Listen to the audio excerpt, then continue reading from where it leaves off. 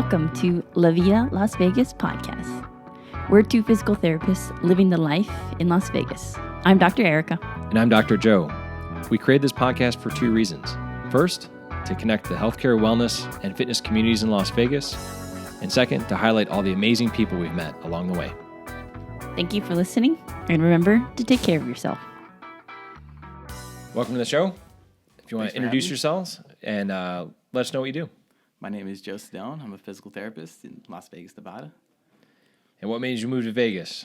Physical therapy school. Nice. Is this your first choice? Kinda. Only got into two schools, so it was between New Hampshire and Las Vegas, and was done with the cold. After going to University of Connecticut for undergrad, couldn't do the cold anymore. Needed some warmth in my life. Excellent. How do you like to spend your time in Vegas besides working as a physical therapist? Hiking and rock climbing. There's so many good outdoor activities in Vegas. We're actually going up to Zion next week to do some canyoneering. Oh, so I'm really excited about that. Very nice. Got a guide. They're going to take us through the canyons of Zion. Oh, fun. So what is canyoneering? Because not everybody knows what that is. Canyoneering is the opposite of climbing. You're going down. Lowering into canyons and hiking around, basically. It's like adventure hiking. Do you know which trail you're going to do yet or which route? I think we're doing the subway. Oh, nice. Oh, nice. And then we have another day planned, too, but I'm not 100% sure. Excellent. I think for the subway, you typically need permit, right? Yeah. To get Yeah, especially to rappel into the subway. Yeah, it's going to be sweet. That'd be a good time. How long have you been climbing for? 6 years. What got you into that? Like, did you were a climber before you came to Vegas, or was this like a discovered thing when you moved down here? This was a discovered thing. I was doing one of my clinical rotations for PT school, and I had a really cool CI, and we were just talking, and I didn't really have any activities that I was really into at the time, and I was like, I need something active, something that works the mind and the body, and he was selling some climbing gear. He gave me some shoes and a harness, and I went off to a climbing gym, and I wasn't 100% sold in the climbing gym, but then my girlfriend Amanda at the time, now she's my fiancé, but she got us a climbing guide in Utah, and I was hooked the second we got out there. It was amazing. Yeah, outdoor is very different than indoor climbing. Two different things. Especially when you're like in the mountains and stuff. For sure. On the rocks, it's way different. For sure. So what do you do for physical therapy? Or what kind of setting do you work in? Mainly right now, I'm in the hospital, but I would like to expand into doing some rock climbing, more calisthenics, body weight, physical therapy, more for active people instead of the acute setting. Okay, so what's the acute setting for people that don't know what that is? That is the hospital you go to when shit hits the fan. So there, we're just making sure people are safe to go home, figuring out what the next best plan of care is after the main hospital, whether or not they should do home health or go to another facility where they have time to get stronger, where they're not as medically unstable. What's some of like the craziest stories or one of the things that stand out to you, cases that you've treated in the hospital? In the hospital, it's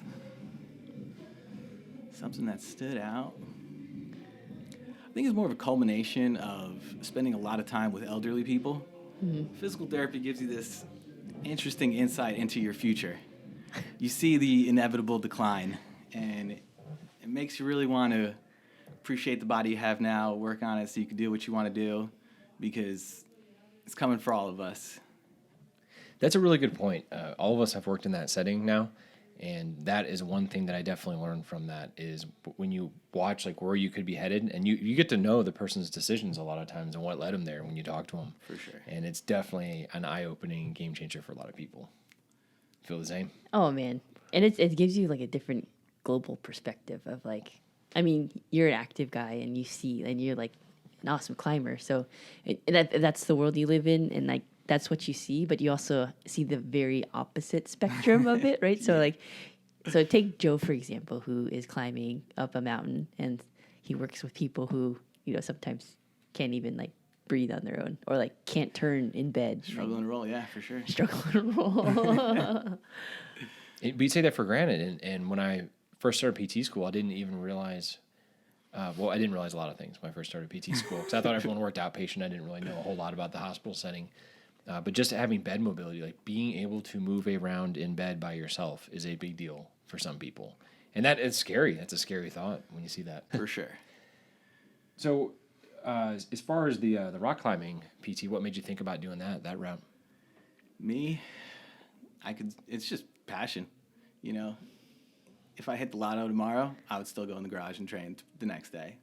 Yeah, it's what I love to do. And you're getting an interesting garage setup going too. So describe to the listeners what you're doing for that. Oh man, I can't wait to show you guys this. We're getting the floors done. We got the gymnastics rings, 2 climbing walls, a hangboard, the gymnastics stall bars, pull-up bars, weights. Pretty much, you can get extremely strong in my garage. Love it. And you've been experimenting with the deep freezer cold, what do you even call it? Ice chest freezer, Yeah, there you go. cold training. Yep. So pretty excited to see how that's working out for you. And you have that finished, right? It's fully functional right now. I got in it for the second time today, and I still think I'm quite the amateur in the cold training. Still in that upper 50-degree temperature. My man Wim Hof wants you in the 30s and low 40s. Oh, man. So what are some of the benefits from that? Personally, I think it's mental training. You gotta learn to suffer a little bit and know you're gonna be okay. And for me, we go into the mountains all the time, and you can't control the temperature. Sometimes you're gonna be cold up there. It's gonna be windy. Things are gonna happen to you, and you just need to take a deep breath. You gotta execute, or you're gonna fall. Oh, love it. So what made you decide to make that as a decision? Because that's a pretty interesting link that you're doing that to get tougher while you climb. We spent a couple cold days at Mount Potosi, and I fucking hated it. We climbed maybe 2 routes. Are we doing this for fun? Why are we doing this? And if you see the really, really strong boulders, they climb when it's pretty cold outside because the friction is better. So getting better at the cold, you can climb in more ideal climbing conditions for friction. But you have to learn how to operate in that temperature. So would you say like the climbing routes that you are looking to go see is like that's what drives your training, or you just like have found this passion for training, or maybe both? So all the most aesthetic lines just that take you to the most beautiful places, they're all hard. They're not just there's no easy ones. Uh-huh. I mean, I'm sure there are, but when I still think I'm more in the intermediate zone now, but when I first started climbing and my friends would take us to these areas, you maybe get to do 1 route on the wall. You're like, I just need to get infinitely stronger. Mm-hmm. And I think that's what drives me. So what do you do for your training? A lot of finger training. I basically split like texting? It's all about the forearm. Yeah. Finger strength to weight ratio is definitely one of the key climbing attributes you want to attain. So I split my training into basically 3 days. I do a pulling base day, a pushing and leg day, and then a mobility day. And each one of those days kind of has their own goals and all related to trying to climb harder. Love it. So you use a climb board, like where you put your fingers in and try different positions on that? Yep. We have a hangboard, campus board, moon board. Can you describe to us what those things are? All right, so the hangboard is basically kind of a replacement for a pull-up bar, and it has different grip positions. So you just do static holds, usually 7 seconds on, 3 seconds off. And then a campus board is a series of wooden rungs that goes up, and you could do it with your feet on the wall, or you could do it with no feet, or you just keep going up, and there's various ways to utilize that.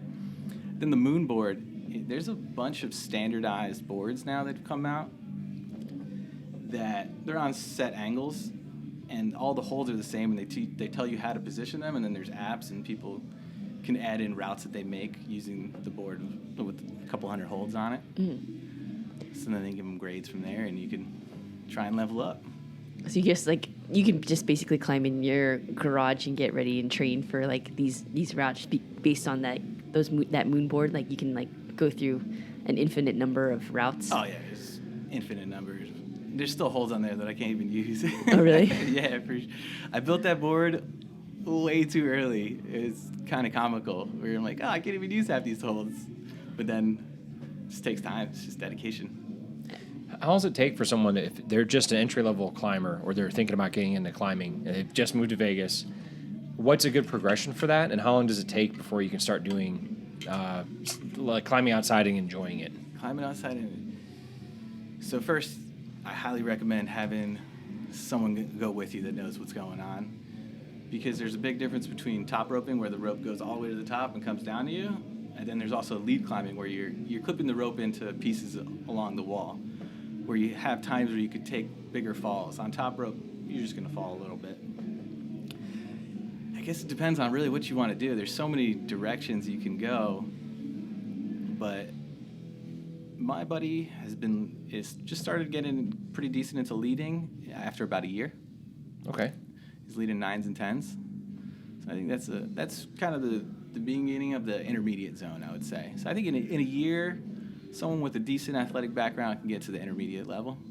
Okay. And how are they ranked? You said 9s. Like, what's the scale for climbs? Oh, it's this crazy scale. It's called the Yosemite Decimal System. And it starts at, like, if we were just walking on a hard floor, that's a grade 1. 2 is a little uneven. 3, it's starting to get a little steeper. Grade 4, you're starting to use your hands. You're more scrambling. Then grade 5 is you should have a rope or safety equipment for your safety.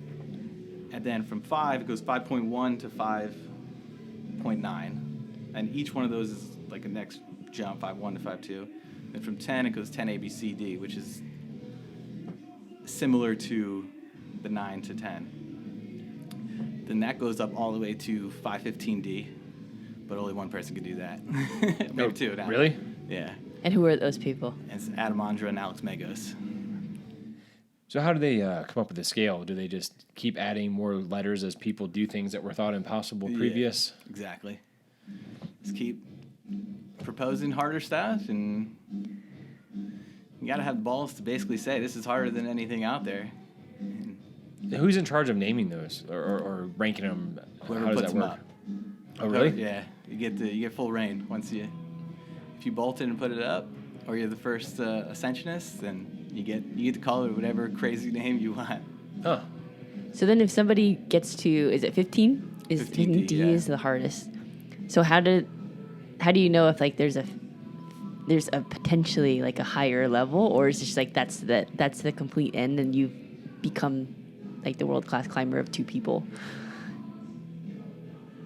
Can you say that one more time for me? So like if there's like a harder route, like is there ever such thing as like, or that's just the impossible thing that you just can't do? Like that's the very end of human climbing limits, or is there a possibility to go higher than that?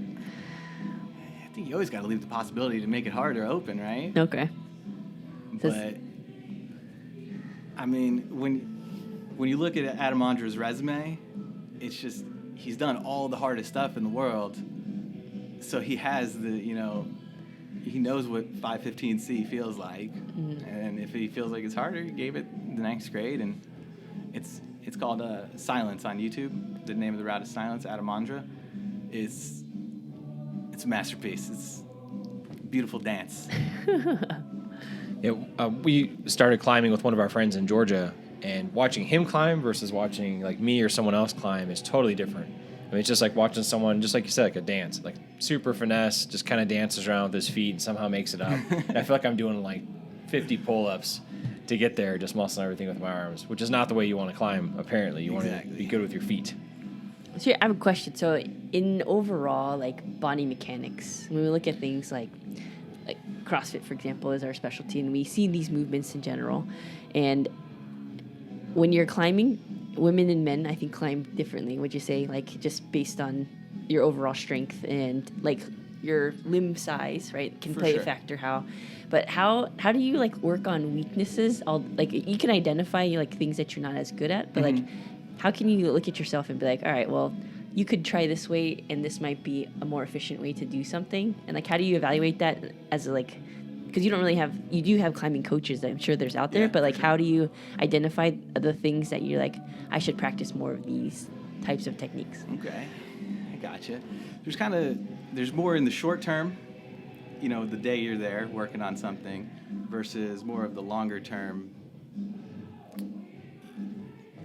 So in the shorter term, you just got to try stuff until it works for your body type. I think it's actually really interesting in climbing. Women and men climb pretty similar grades. It's not like a lot of other sports. Yeah, for sure. There's women that have climbed 515B.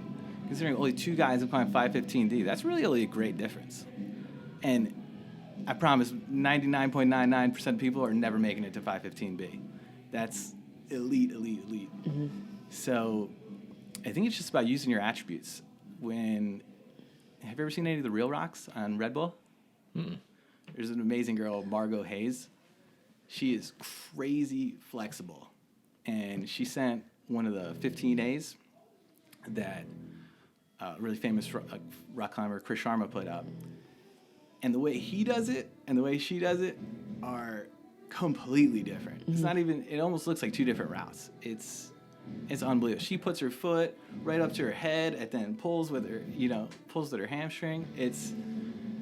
You got to just use your, whatever attributes you got. And there's a couple areas I would say that you should be thinking about to progress your skills. I think one is mental. If you're scared up there, you're not going to be performing well. There's basic strength, finger strength, legs, pistol squat, hamstring curls, and then flexibility. And flexibility has been one of the later ones that I'm really trying to work on now. If somebody were to focus on one of those, what would be more important? Like, is it more important to be flexible or strong, or does it really matter on what your deficits are and your body type? So I think it's going to be route specific. But at the same time, if you try and take a really high step with one foot and you have tight hips and your ass comes away from the wall, you now have to have stronger fingers to compensate for your hips being tight. So you could focus on either, really. I wouldn't have thought about that. That's a good point, though, for technique, for climbing. There's different things that might prioritize, too, like depending on what you're good at or your actual technique. Yeah, a lot of it's route specific to whatever your style is. I can climb some routes at a specific grade because it fits exactly my style, and other routes well below the grade I think I should be climbing just destroys me because, some other reason some area that I'm inefficient at. How would you describe different styles in climbing? So I'd say like slab climbing is less than vertical, requires a lot more feet.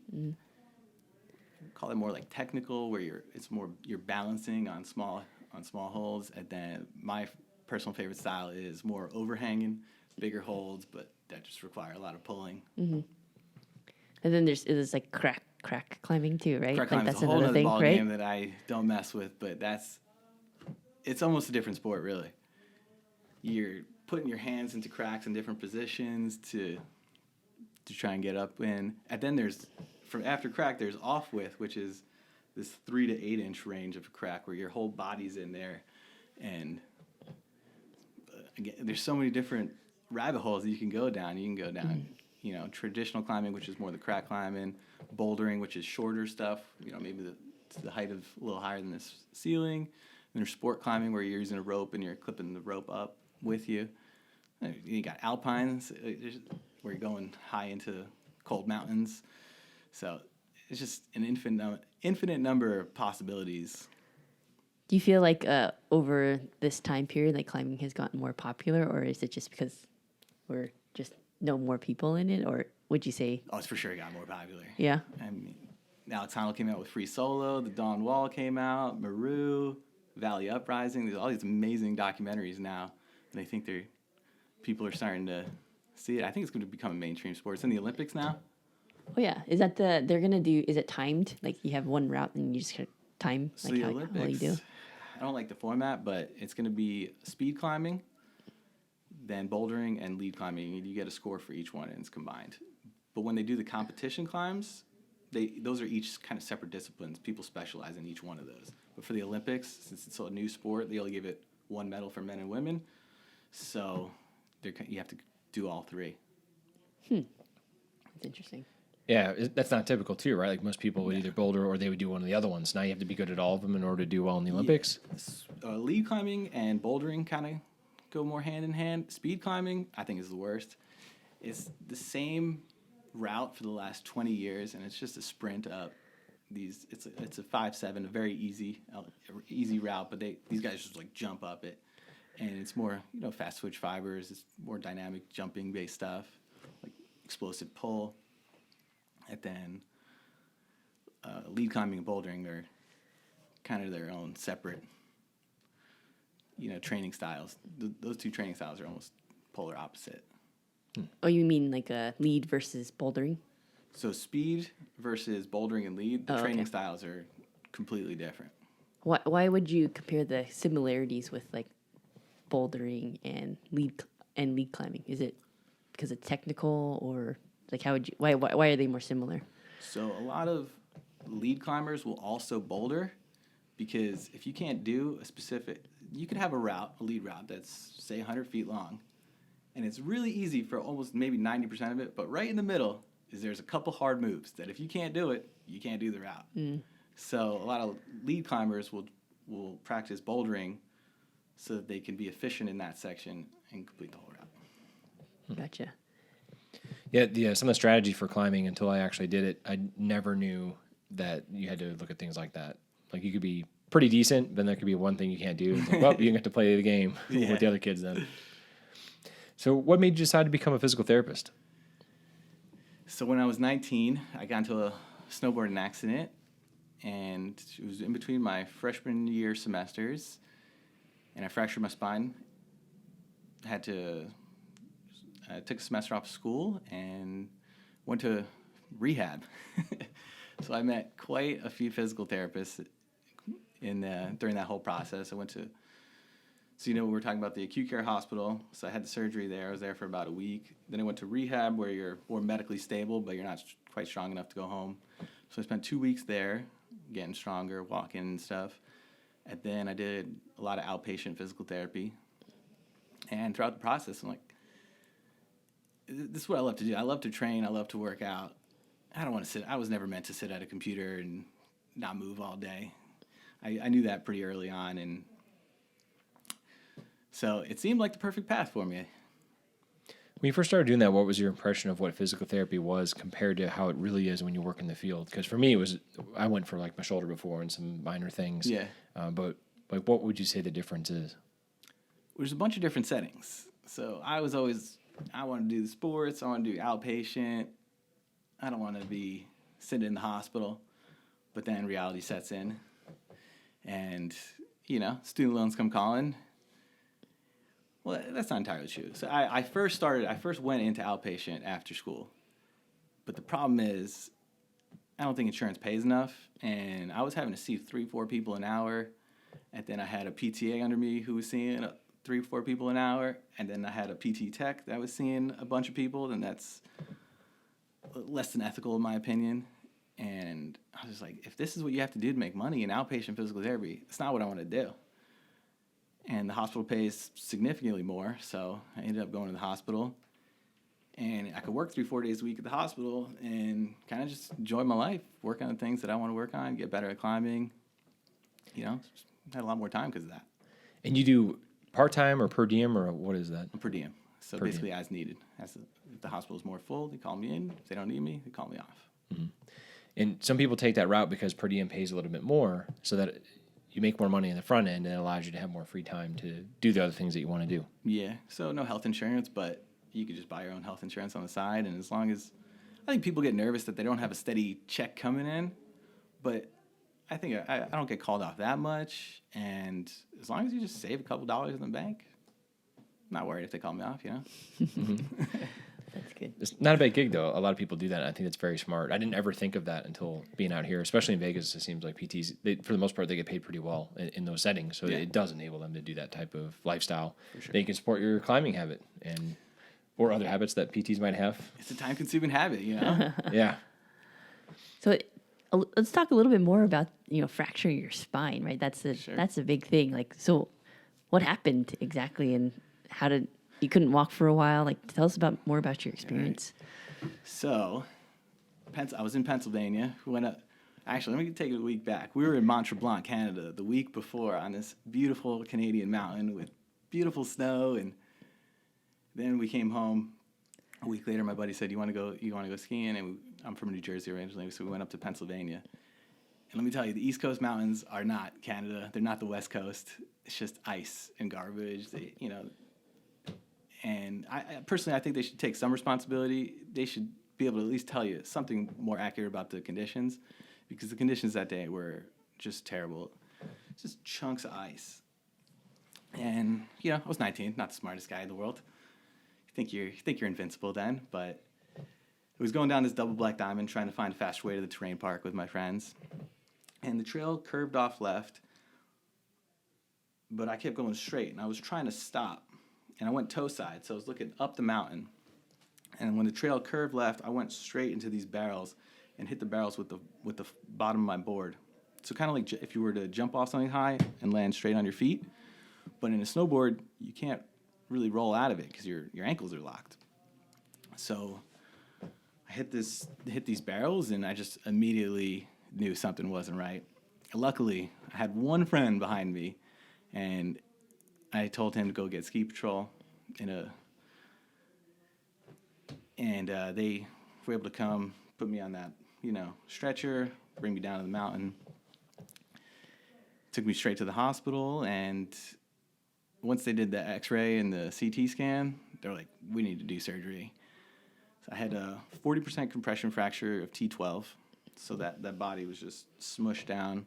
And then I fractured all the pedicles and lamina, all the processes off the spine on T12, and a little bit of a fracture on T11. So they fused from T10 to L2, which is about here to here. So when you see me bend, there's just this straight line in my back when I go to touch my toes or something. Uh-huh. And then that was basically how the accident happened. What else did you ask in there? Oh, just like, what was like being in the hospital for like at 19? Like, what was that like? And man, how could you? You're probably like, I can't wait to get out of here. Next week, I'll be fine. In the beginning, I was like, I'll be fine. It's all good. Do surgery, call it a day. But the scary thing for me was really that I couldn't lift my foot up. So I have a drop foot in my left foot. And at the time, it didn't move up at all. So I was scary, but it didn't, not initially. It was more when I got into the rehab. And I'm like, yes, this is going to come back. And I don't understand all these stories where people have this like doctor that's like, "Oh, you're never going to walk again." To me, it was kind of the opposite, where they're like, "I can't tell you for sure. It could come back 100%. It could come back 0%." You're like, "Oh, thanks for that." I didn't really have any people that either said you're never going to make it again. You always hear those stories. That motivation, like, fuck that doctor. I didn't really have that. You're like, where's this guy to come by and tell me I can't do it so I can do it later? Exactly. Not that I needed that motivation, but it was more, I guess the uncertainty was kind of scary. And when I was in rehab, I shared a room with a guy that he fell off a ladder, fractured his neck, hit his head. He was infinitely worse than me. He couldn't talk. So in rehab, I kind of felt like I couldn't even complain, because day one, I was one of the healthiest, strongest people there, which was, it's like, this is the worst.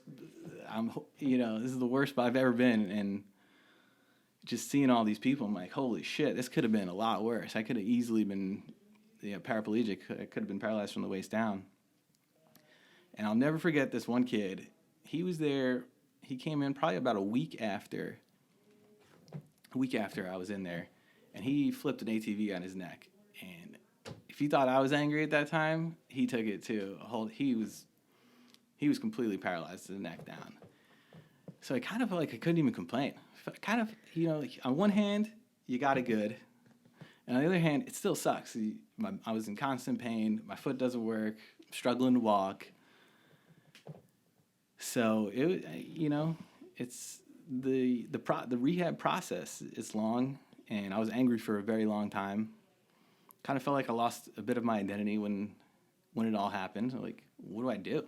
Once I was out of rehab and back, like I can't do any of the things that I loved. I would love to play. I played soccer in high school. I ran track. I played lacrosse. was where most of my friends came from. So when I went back to college, I'd only been there for, one semester. So I knew some people, but I didn't even know what to do. It was a tough learning process to get back. And I did a lot of yo-yo working out and nothing stuck until PT school when I started rock climbing. I think that was a really important process of me kind of getting back to myself. I didn't know what to do. That's cool though that was able to bring you out of it. And now knowing you, like since we know you personally, like you're a very like good-natured guy. Like I can't imagine you being an angry person in any way. Oh, it's in there. But how are you able to overcome that, or I guess make that switch, like you were saying? Like, did you have to work on it and consider it, or did you just find something that you like to do, and then it kind of took the place of that? So I wish it was a switch, but it's kind of this process of going back from anger to acceptance. Just anger, acceptance, and then the anger is just shorter as you keep flip-flopping back from acceptance to anger. The anger just gets shorter, and I still get frustrated. There's still a lot of climbs that I just can't do because of my left foot, and it frustrates me. But it is what it is, kind of now, and I'm still not happy about it. But you just gotta work. Ultimately, all you can do is work with what you got. And in PT school, when they ask you these questions, it's like, oh, if you damage this part of the spinal cord, like, what muscles are damaged? Like, ultimately, it doesn't matter. The body doesn't follow these beautiful charts and this nice layout. Mine didn't follow anything, any of the patterns. And at the end of the day, all you can do is work with what you got. And now, I can show you my foot now. So originally, I couldn't lift up my foot at all. And now I have a bit of, I have some dorsiflexion. I have the ability to come up. You can see the anterior tib tendon comes up here. Mm-hmm. And I have a little bit of inversion, eversion. And I like these minimalist shoes because they weigh nothing. Because when I sit on the couch sometimes, and I used to use my like sandals and stuff, they're weights to me. Oh yeah, yeah. Something you wouldn't think of. That's how weak my foot is. That a slipper is a weight. Yeah, it's something that you definitely wouldn't think of. So when you were going back to school, then were you still going to outpatient at that time, or were you like pretty much recovered? No, I went. So my back was not too bad when I went back to school, but I did see a physical therapist at UConn. But all they ended up doing with me is just working out my legs. They kind of worked around everything else. I tried all the electric stims and stuff for my foot, and it just really didn't do anything. I was like, I know how to work out. At least I thought I did. Like, I know how to work out. Like, I was wasting my time over here. Like, just fix my foot. That's all I ever wanted. Like, just fix my foot and I'll be fine. Mm-hmm. It's just. So since you've been a PT, has that encouraged you to try other things, or did that change your thinking on it? I have tried to think of everything for this foot to get it working. I've tried almost all the drop foot braces. I looked into stem cells, but I think it was too late. Looked into strengthening stuff, talked to a million physical therapists about it, talked to orthotics, prosthetics people about it. Unfortunately, nerve regeneration is just not there. If you guys figure it out, let me know. Yeah. Yeah, if any of our listeners have anything to add, feel free to I would send a message to us or comment. You could have my house if you figure out how to fix this. But I'll sell my soul to the devil himself. So looking at your training, you want to get a little bit more in depth with how you divide that out? For sure. The basic outline is I do a pulling base day, pulling and calves, and then I do a pushing and leg base day and a mobility day. Then kind of they each have their own separate goals towards getting better at rock climbing. So take us through each day and how you program for it then. All right, so we got pulling. The main thing is you got your main pulling muscles, and then finger strength. I usually start with upper body, the pulling. So my two main goals for that would be I'm working towards the one arm pull up and the front lever. And the front lever translates better to more overhanging routes, and the one arm pull up just translates to more unilateral pulling. So there's a ton of ways you can go about trying to acquire each one of those things. And in between, I'll just do some sets on the slant board for my calves, work on mobility and calf strength. That translates well to the slab climbing, where less than overhang climbing. So I kind of have that layout. I do the pulling, the front lever or one arm pull up work first, and then I do something for either finger strength or power. Power has a speed component to it. So strength is usually on the hang board, which is it's kind of like above the pull-up bar with various grip positions. And, you guys know the strength rep continuum. 1 to 5 is more strength. You get the hypertrophy range, 6 to 12, and then more endurance-based stuff. So for finger strength, I stay in that lower rep range, usually below 6. And you're working on one of two things: putting more weight on yourself, or using a smaller edge. They're kind of the two directions you can take that one in. And then for power, it's more that explosive pull to, you call it contact strength, where you got to latch on fast. So that's more for the campus sport. I can show you those wooden rungs that I was talking about that go up. Mm-hmm. So I have those wooden rungs, various depths. And then also have that moon board, which is a 45-degree board. So it's more like, what's the word? Like, more similar to the Olympic weightlifter or a power lifter. They work in those low rep ranges. So you're doing very few moves, but they're really hard. They're close to your limit. So that's pretty much the pulling day. You're either working on one arm pull up or front lever, and then take it back to either finger strength or finger power. Then once I start to wane on that, I'll do more finger endurance-based stuff. So a lot higher moves, something up to 40 moves. So it's easier, but you're just doing a lot of reps to get that endurance up. And there's tons of ways to get endurance. Just hanging from a bar. Have you guys seen that 100-second challenge where people hang from the bar? Mm. You know the trick behind it? No. So the bar rotates on you. Uh-huh. So it's not just hanging on a solid bar. When it rotates, it makes it significantly harder. I think it cuts off probably about 20 to 30% of my time. When I have a long wooden bar that I put through my gymnastics rings, so it rotates. Oh man! And it makes it significantly harder. I've been wanting to find that guy so I can get that money. Yeah, trainer for that one too. That's the challenge, is 100 seconds of... Yeah, hang for 100 seconds. You get like $100. You pay $10 usually, and then you get $100 if you can hang long enough. Huh. Not bad. Is this online? Yeah. Huh. They have it. If you type it in on YouTube, you'll see it around. Okay. I think someone told me they're on the Fremont Street. One of those people. Oh, like the Bar Stars guys? Have you heard of that? Yeah, I've heard of Bar Stars. Okay, yeah. Yes. But they got you hanging over there. Yeah. Testing out those forearms. So what do you do for your mobility days?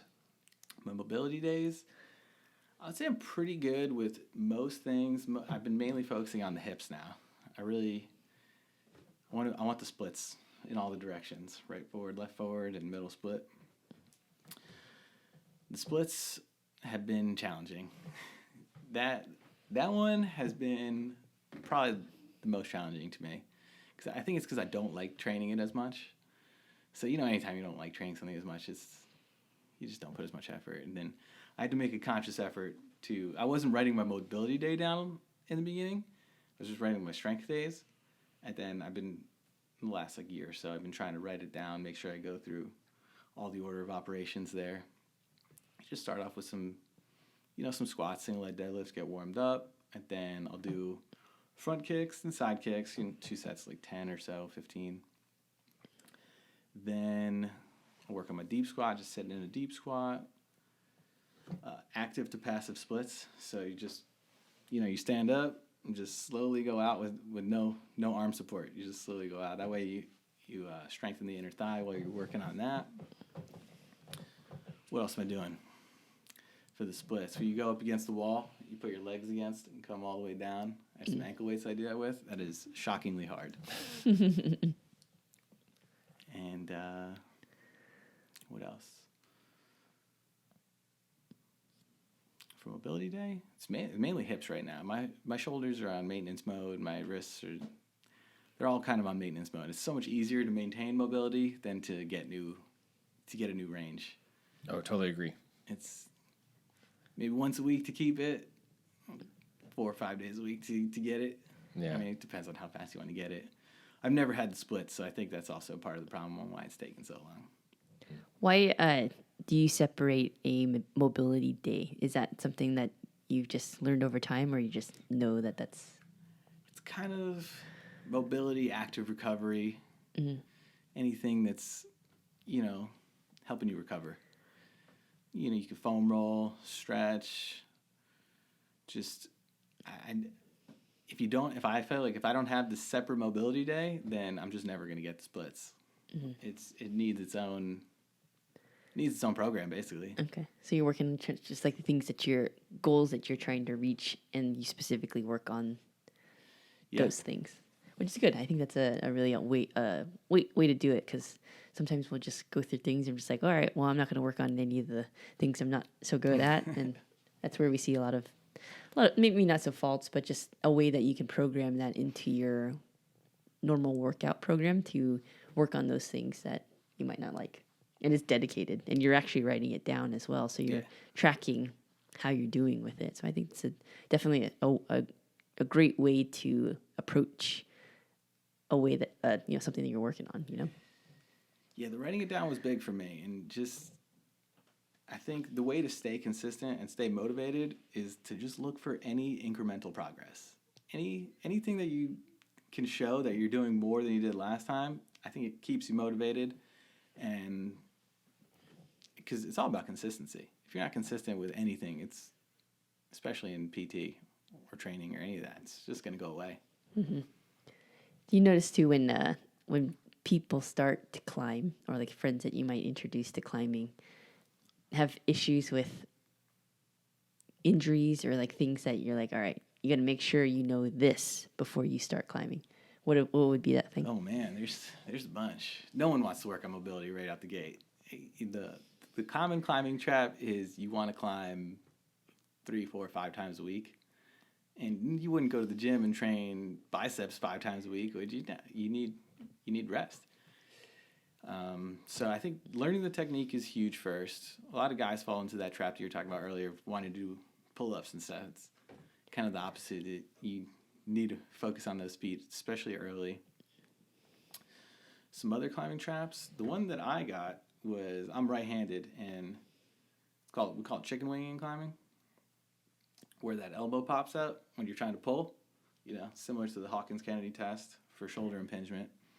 And if I let my left elbow flare one time, it would inflame that left shoulder, and it was the beginnings of shoulder impingement.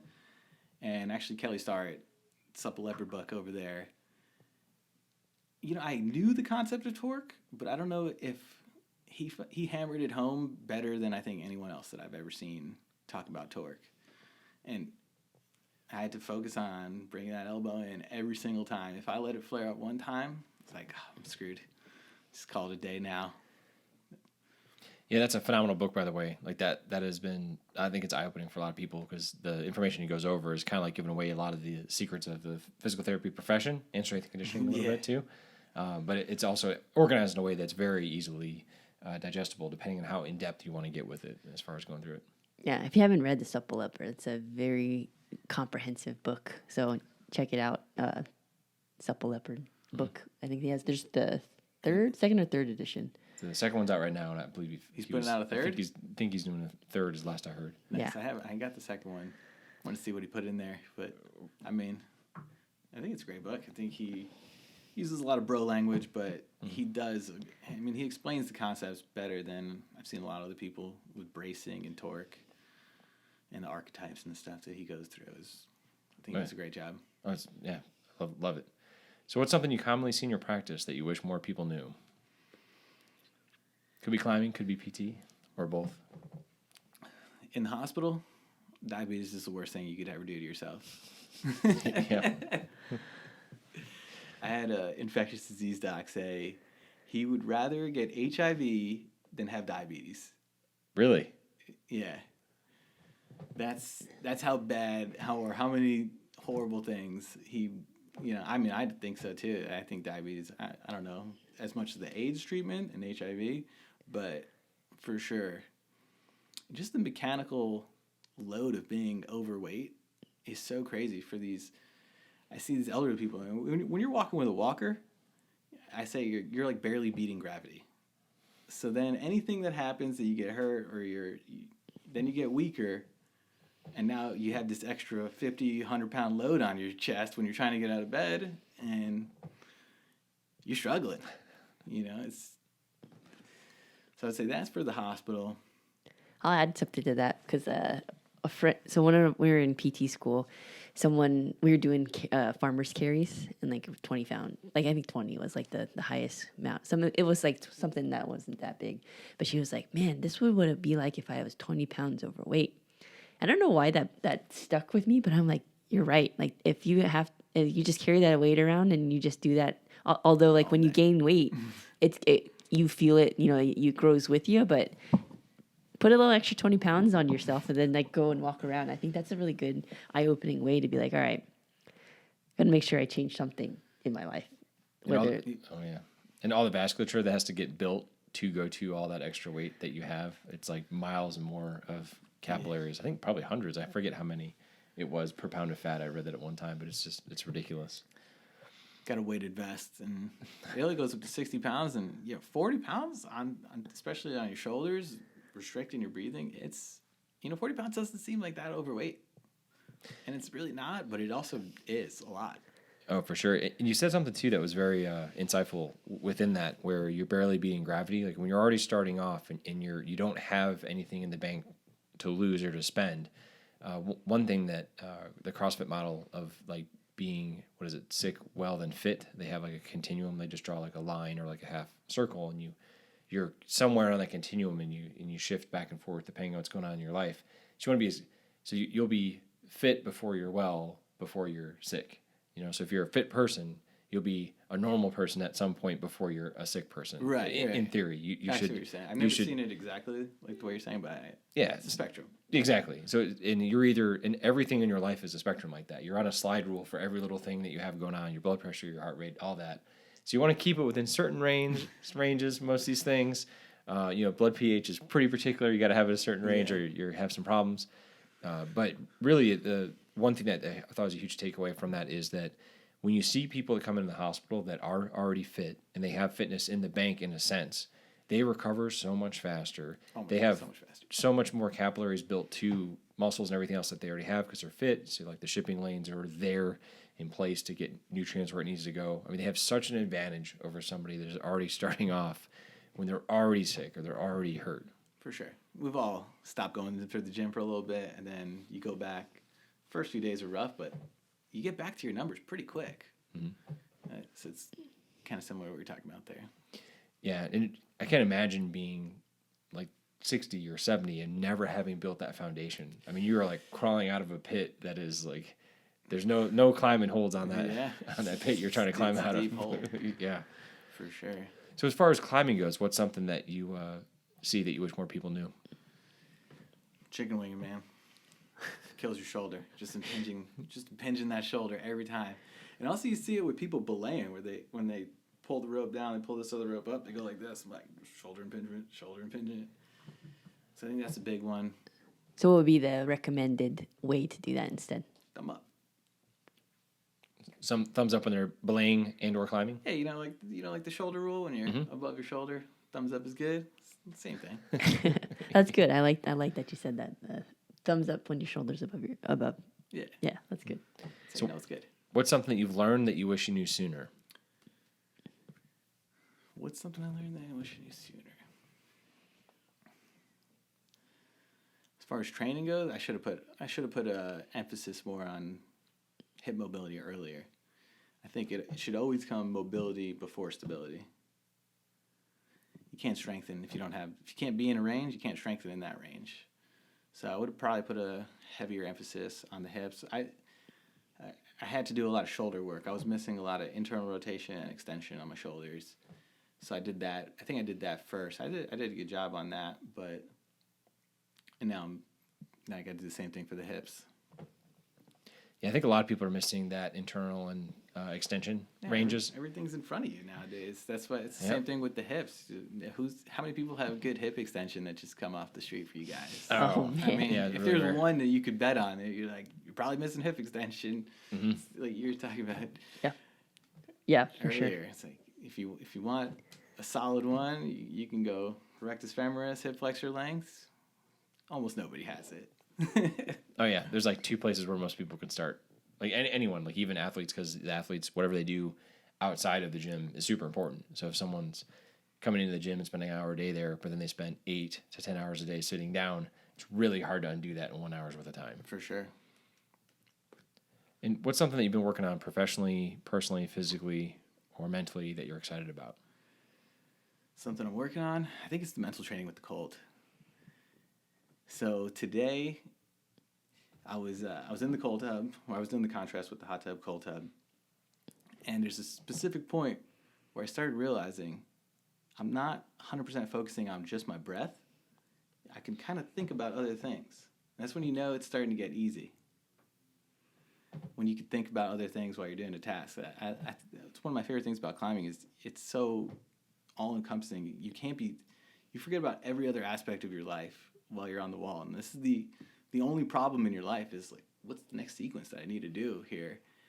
And I think the mental training, so if you could, once I got into that ability to think, I'm like, oh, this is too easy. Now we gotta lower the temperature, increase the time. And I think it's gonna be a game changer. I really like the cold. I'm trying to make the cold my friend.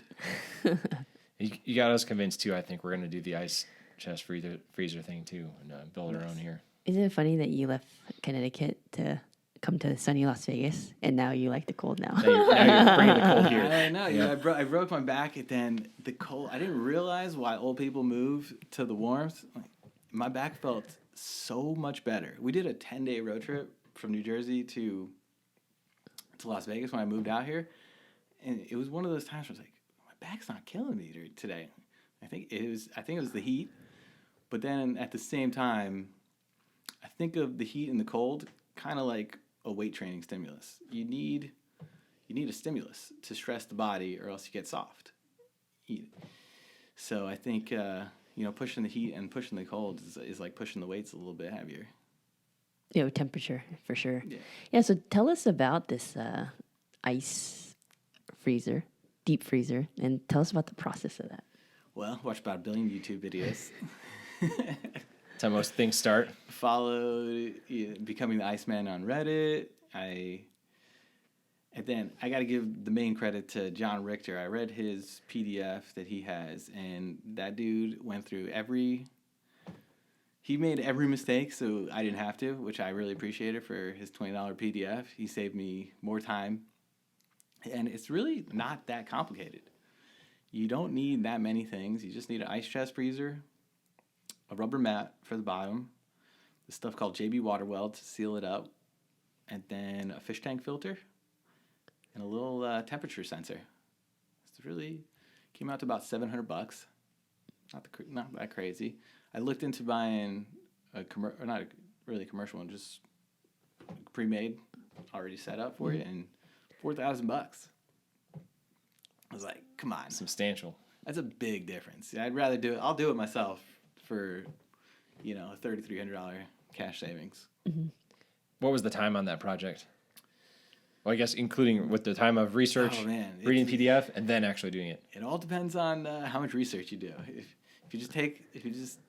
If I give you the 5 things, you buy them, you can knock it out in. It was really just the JB water weld. That was the sealing up the seams. Probably took 5 hours. But other than that, it's really not time consuming at all. Once you have everything, but everyone's apparently hoarding ice chest freezers because of the pandemic. Yeah. And I wanted the specific Whirlpool model that he used, because he used all in the PDF. He used this Whirlpool model for like all the references. So I was like, let me just use that one because I really don't want to buy a second ice chest freezer. Yeah, because if you get a different one, there might be something that's different about that one that you can't take into account. You didn't seal something. Yeah, just wanted it done right. Do it one time. This is one of the few.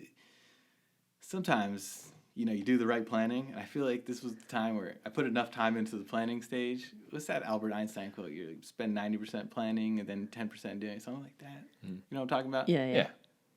We'll say that was Einstein. Sure. Yeah, that's good though. I think that I've learned too over this last year or so that I definitely don't spend enough time planning to do things, but thinking about that project too, especially if you're about to ruin a $500, $700 mess it up. freezer, you're like, I probably should really read this book here, make sure I do this right. For sure. So what's the rubber mat for underneath it?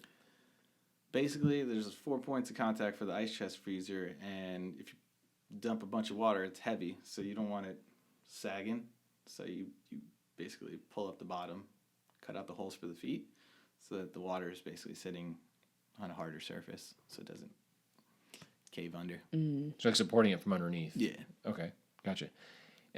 And so you just leave the water in there then? This thing filters itself now? Yeah, so the fish tank filter does the bigger stuff. And then right now I'm just using chlorine, just like the hot tub. But then there's another method where you could use an ozonator to clean it. Well, that's another $300. And I was like, let me see. We'll start here, see how this goes. See how dirty it gets? Yeah, we'll see. I already have chlorine in the hot tub, so it's not, people that don't want the chlorine in the ice chest freezer probably don't have a hot tub that also has chlorine. So it's like, if I take the chlorine out of there, I'm still getting it over there. So what's the difference? Mm-hmm. How much do you have to put in there? Not that much. There's a little scooper. Or just a tiny little scoop? You have the little test strips for the hot tub. Same thing. Okay. Not bad. So what's your favorite cheat meal out here in Vegas? Favorite cheat meal? And having said this, I'll preface it with that your fiance makes amazing food. So Yes. that is, we can exclude that food? if you want to make this non-biased here. Well, I mean, yeah, we could. Favorite cheat meal? It's got to be a bacon cheeseburger. From where? Anywhere particularly? Slater's 50-50. They use the 50% bacon, 50% beef patty. Oh. That gets, Oh, is that out here? yeah, Wait, No kidding. really? yeah. I've never heard of that before. Where's this at? Where's it at? It's down Eastern. That's the one we go to. I think there's a couple more though. We'll have to check that out. Oh yeah, for sure. It's great. I didn't know a You cheeseburger gotta had spend a slipped day by in the me here. mountains though, so you Really? gotta burn a few calories before you go in there. It's just pure glutton, but it's amazing. And we go to your house one day and just go through one of those training days. Yeah, for sure. So how can people find you? So you can email me at jsadondpt@gmail.com, or you can check the website manualtherapylv.com. Love it. We appreciate you being on the show. Thanks for telling your story. We really enjoyed our time. For sure. Thanks for having me, guys. Thank you, Joe. Thanks. We'd like to thank you for listening to La Vida Las Vegas podcast. We hope you enjoyed the time with our guests as much as we did. It would help us out so much if you could share, subscribe, or review our podcast or any combination of the three. Thanks again, and remember to take care of yourself.